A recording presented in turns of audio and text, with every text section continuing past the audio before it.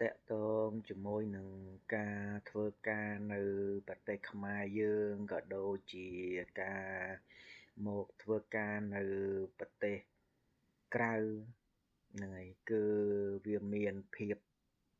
ហ្នឹងហើយខុសគ្នាមួយចំនួនហ្នឹងហើយដូចជាក់ស្ដែងផ្ទាល់បងប្អូនយើងនៅខ្មែរគឺគាត់ហ្នឹងហើយធ្វើការចប់ទៅហ្នឹងហើយសៅរ៍អាទិត្យអីគាត់អាចមានពេលជួបជុំគ្រួសារសាច់ញាតិគាត់អីឬក៏ហ្នឹងហើយគាត់ចង់ធ្វើដំណើរកម្សាន្តទៅសមុទ្រហ្នឹងហើយគឺគាត់អាចហ្នឹងហើយដាក់មួយឡានទៅហ្នឹងហើយជាមួយនឹងគ្រួសារគាត់ចឹងទៅចង់ថាគាត់បានចំណាយពេលវេលាចុងសប្តាហ៍ហ្នឹងហើយដើម្បីមានពេលជាមួយនឹងក្រុមគ្រួសារចឹងណាហ្នឹងហើយ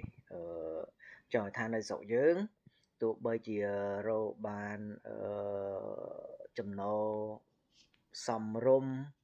ក៏ប៉ុន្តែតកតងជាមួយនឹងការចំណាយហើយក៏វាសមរម្យដែរណាបងប្អូនហ្នឹងហើយចំណុចមួយទៀតគឺនៅស្រុកយើងហ្នឹងហើយយើងចង់និយាយថាមិនសូវជាឯកោប្រហែលទេដោយសារអីនៅស្រុកយើងចេញពីផ្ទះទៅហ្នឹងហើយយើងអាចអង្គុយផឹកកាហ្វេយើងអាចធ្វើនេះធ្វើនោះអីបានចង់និយាយអញ្ចឹងណាហ្នឹងហើយតែតកតងនឹងការមកធ្វើការនៅប្រទេសគេវិញជាទូទៅមានភាពឯកោច្រើនដោយសារអីដោយសារមនុស្សភាគច្រើនគឺ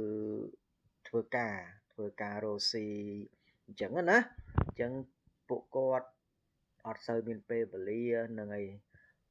ជួបជុំសាច់ញាតិបងប្អូនទេនឹងឯនៅពេលដែលគាត់បានសម្រាកនៅក្នុងមួយអាទិត្យម្ដងឬក៏ការងារខ្លះឬក៏មុខរបរខ្លះគឺបើក7ថ្ងៃក្នុងមួយសប្តាហ៍អញ្ចឹងណាអញ្ចឹងគាត់ពិតជាអត់សូវមានពេលមែនហ្នឹងហើយដើម្បីជាការជួបជុំសាច់ញាតិបងប្អូនអត់សូវមានទេចឹងបានខ្ញុំតែនិយាយថាការធ្វើការនៅប្រទេសគេហ្នឹងហើយមានភាពរាងឯកោច្រើនណាហ្នឹងហើយ sometimes ពេលខ្លះហ្នឹងហើយយើងចង់ហូបអីតិចតួចហ្នឹងហើយពេលខ្លះយើងហូបម្នាក់ឯងទេហូបម្នាក់ឯងហ្នឹងទៅហ្នឹងហើយវាអត់អាចរូបភាពដូចនៅខ្មែរដែលយើងជួបជុំបងប្អូនយើងអីបានទេបងប្អូនណាហ្នឹងហើយនៅស្រុកនេះរៀងឯកោច្រើនខ្ញុំចង់បញ្ជាក់ណាហ្នឹងហើយដូចខ្ញុំបញ្ជាក់អញ្ចឹងថាហ្នឹងហើយមករលុយហ្នឹងអាហ្នឹងយើងមករលមួយរយៈសិនទៅណាហ្នឹងហើយក៏ប៉ុន្តែបើសិនជាថាយើងមករស់នៅតែម្ដងអានេះយើងត្រូវសម្របខ្លួនខ្លាំងណាបងប្អូនហ្នឹងហើយជាមួយនឹងការរស់នៅពីប្រទេសកំណើតរបស់យើងហ្នឹងហើយយើងមករស់នៅប្រទេសមួយទៀតចឹងណាហ្នឹងហើយគឺការរស់នៅខុសគ្នាដាច់តែម្ដងណាហ្នឹងហើយមួយទៀតតកតងនឹងបញ្ហារបស់ហ្នឹងហើយបងប្អូនដែលគាត់មកធ្វើការនៅប្រទេសគេបញ្ហាចម្បងគឺអត់ការងារធ្វើយ៉ាងម៉េចចង់និយាយថាពេលខ្លះរោងចក្រខ្លះកន្លែងខ្លះការងារអត់សូវសម្បូរទេហ្នឹងហើយមួយអាទិត្យអីធ្វើការបាន2 3ថ្ងៃ3 4ថ្ងៃឬក៏អត់ការងារក៏មានដែរឬពេលខ្លះបានម៉ោងតិចពេកអីអញ្ចឹងណាហើយនៅស្រុកគេបងប្អូនបើអត់ការងារធ្វើដេកផ្ទះហ្នឹងហើយអានឹងពិបាកហើយបងប្អូនហ្នឹងហើយអត់លុយចូលហើយ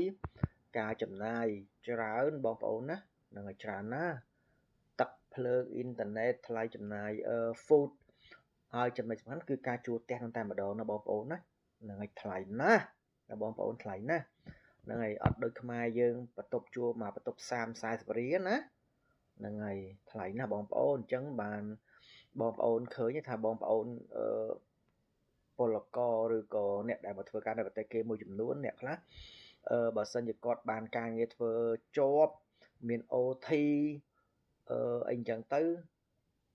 បានជួបតកែល្អមិត្តភក្តិល្អចឹងទៅអានឹងគាត់ជា happy សល់លុយខ្លះផ្ញើទៅខ្មែរអីចឹងណាបងប្អូនហ្នឹងហើយតែបើសិនជាមកអត់ការងារធ្វើម៉ោងតិចពេក